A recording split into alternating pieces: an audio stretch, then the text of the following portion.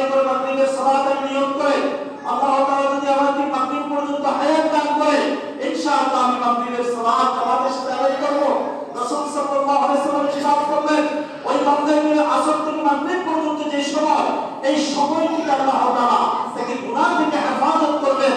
রাসূল সাল্লাল্লাহু আলাইহি ওয়াসাল্লাম বললেন এই সময়ের মধ্যে যদি ওই বান্দা ইন্তেকাল করে আল্লাহ তাআলা তাকে জান্নাত দান করে দিবেন। সুবহানাল্লাহ।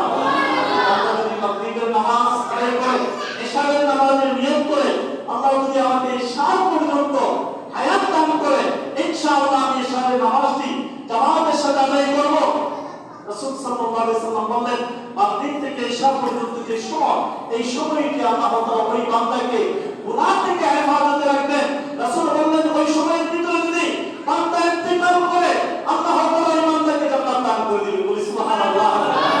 আমরা যদি ইশারের সালাত আদায় করে ঘুমাইতে যায় আপনাদের সময় নিয়ত করে আল্লাহ তাআলা যদি এই ঘুমে আমাকে জীবিত রাখে আল্লাহ তাআলা যদি আমাকে ফজর পর্যন্ত হায়াত দান করে ইনশাআল্লাহ আমি ফজরের সালাত জামাতের সাথে আদায় করব।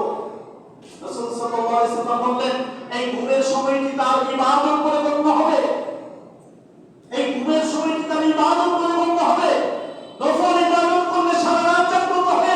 ওই বান্দা শুধু নিয়ত করার কারণে ওই বান্দার আমলনামার মধ্যে দুইজন ফেরেশতা নফল সওয়াব লিখতে থাকবে। সুবহানাল্লাহ। আপনি ঘুমাবেন আর ফেরেশতা আপনার আমলনামায় নফল ইবাদতের সওয়াব লিখবে। সুবহানাল্লাহ। রাসূল সাল্লাল্লাহু আলাইহি ওয়াসাল্লাম বলেন ওই বান্দা যদি ঘুমের মধ্যে ইন্তেকাল করে আল্লাহ তাআলা ওই বান্দাকে জান্নাত দান করে দিবেন। সুবহানাল্লাহ।